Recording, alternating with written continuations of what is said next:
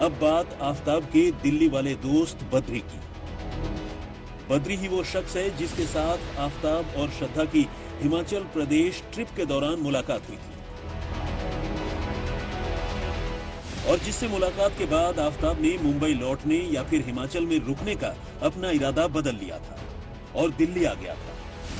दरअसल बद्री दिल्ली के छतरपुर इलाके में रहता था और उसी ने आफताब को छतरपुर में किराए का मकान दिलवाने में मदद की।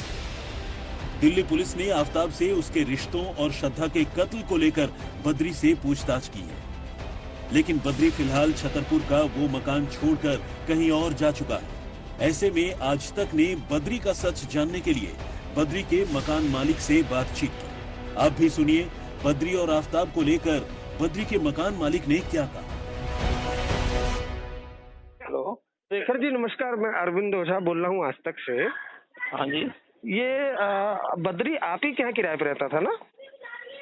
बद्री था हमारे पास। अच्छा, कितने महीने रहा किराए पे सर? वही 6-7 महीने करीब था और 6-7 महीना पहले यहाँ से चला गया। अच्छा, मतलब मई वही के करीब, मतलब मई महीने हाँ जी, में। हाँ जी, हाँ जी। अच्छा, तब रहता चला था गया यहाँ से। अच्छा, दूसरा मेरा ये सवाल है आपसे कि क्या पुलिस आपके पास आई थी? वो एक बार उनको लेके आया था ना, जो लड़के भी ये किया था उसको लेके आए थे वो पूछने के लिए, लेकिन वो लड़के को मैंने कभी देखा नहीं। आफ्ताब को लेकर आई थी? आफ्ताब को? हाँ हाँ। अच्छा, तो आफ्ताब को लेकर जब पुलिस आपके घर आई तो आपसे कुछ क्या पूछा? वो पूछा था आप इनको जानते हो? वो बोला नहीं, हम अंकल को कभी देखा नहीं और हमने भी कभी नहीं देखा उसको। अच्छा तो अच्छा तो हमने बद्री को दिया था रेंट पे। अब वो अच्छा। लोग का दोस्त आ रहा है क्या, कौन आ रहा है नहीं आ रहा है, हमें क्या मालूम है। और वो अच्छा। यहाँ से खाली कर गया, 7 महीना हो गया, 6-7 महीना हो गया। अच्छा, हाँ, नहीं आपका जो फ्लैट है, आपका जो घर है, यहाँ से तो हाँ। एकदम सामने ही जंगल है ना, जहाँ पर वो टुकड़े फेंकता था। अब इन क्या करता था हमें कैसे मालूम। हम ये सब चीज को हमें तो कुछ भी नहीं है ना इन चीजों से, क्यों 7 महीने पहले तो ऑलरेडी वो लोग यहाँ से गए हमारे पास से। ये बद्री कहाँ का रहने वाला, क्या करता है?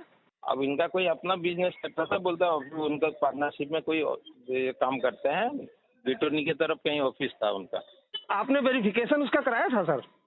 सब कुछ करवाया हुआ था, लेकिन वो तो अभी रखे नहीं ना कुछ भी पेपर। 6-7 महीना हो गया, हम उस पेपर को क्या करेंगे। जाहिर है बद्री नाम के शख्स ने ही आफताब और श्रद्धा को दिल्ली में मकान ढूंढने में मदद पहुंचाई थी। लेकिन क्या इस बद्री को यह पता था कि आफताब यहाँ श्रद्धा का कत्ल करने वाला है, या फिर क्या कत्ल के फौरन बाद उसे ये जानकारी हो गई थी?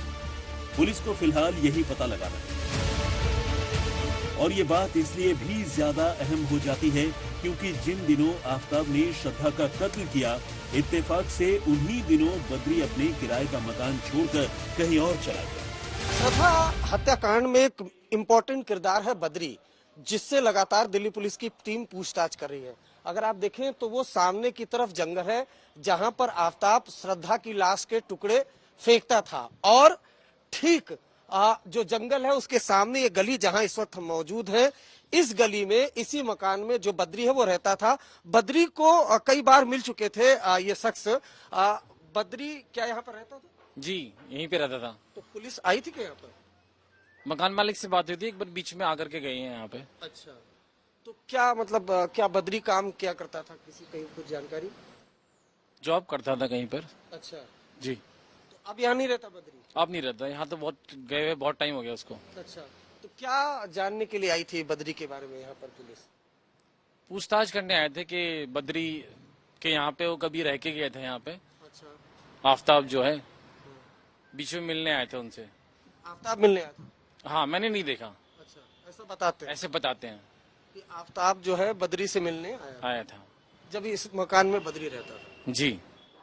तो आप देख पा रहे हैं कि ये जो मकान है बद्री कभी यहाँ पर रहता था और जो मकान मालिक है उससे पूछताछ करके गई, ये भी जानकारी मिली है कि आफताब जो है बद्री से मिलने के लिए इस फ्लैट पर आया था। और चौंकाने वाली बात है, आखिर क्यों पुलिस यहाँ पर आई? तो देखिए, ये जो फ्लैट है, जिस फ्लैट में कभी बद्री रहता था, हालांकि अब यहाँ नहीं रहता है, जैसा कि इन सज्जन ने बताया, पुलिस यहाँ पर आई थी। अब इस फ्लैट से ठीक सामने की तरफ छतरपुर का वो जंगल है, जरा अभिषेक दिखाएंगे आपको।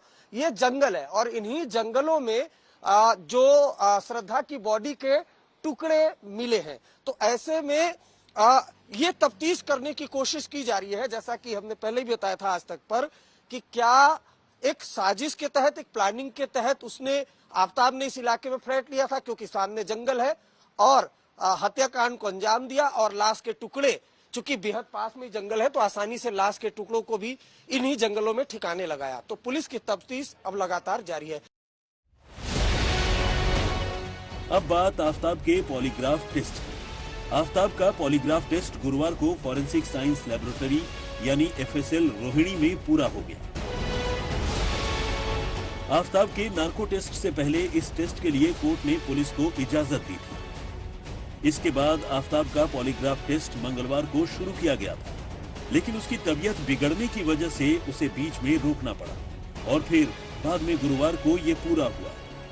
लेकिन इस पॉलीग्राफ टेस्ट के दौरान आफ्ताब ने जहां कई सवालों के चौंकाने वाले जवाब दिए, वहीं उसकी बॉडी लैंग्वेज देखकर भी एक्सपर्ट्स को हैरानी हुई। दरअसल पुलिस और फॉरेंसिक एक्सपर्ट्स ने आफ्ताब से श्रद्धा से हुई मुलाकात से लेकर उसका कत्ल करने तक और उसकी लाश के टुकड़े फेंकने से जुड़े सारे सवाल पूछे, लेकिन आफ्ताब ने ज्यादातर सवालों के जवाब हां और ना में दिए और वो इंग्लिश में ही बात करता रहा। सूत्रों की माने तो एक्सपर्ट्स ने आफ्ताब से एक क्राइम थ्रिलर मूवी को लेकर भी सवाल पूछा, जिसके जवाब में आफ्ताब ने उसका सीक्वल तक रिलीज हो जाने की बात कहकर जांचकर्ताओं को चौंका दिया। ये असल में उसके ओवर कॉन्फिडेंट होने की निशानी थी। आफ्ताब से सवाल जवाब का ये सिलसिला पूरे 8 घंटे तक चलता रहा। श्रद्धा मर्डर केस की जांच लगातार आगे बढ़ रही है। इस मामले में आरोपी आफ्ताब का 2 बार पॉलीग्राफ टेस्ट हो चुका है। हालांकि उसने इस दौरान कई खुलासे भी किए हैं, लेकिन अभी भी पुलिस को कई सवालों के जवाब नहीं मिले हैं। यही वजह है कि अगर जरूरी हुआ तो आने वाले वक्त में फिर पॉलीग्राफ टेस्ट होगा। साथ साथ पुलिस आने वाले समय में इस मामले में नार्को टेस्ट भी कराएगी ताकि सच सामने आ सके।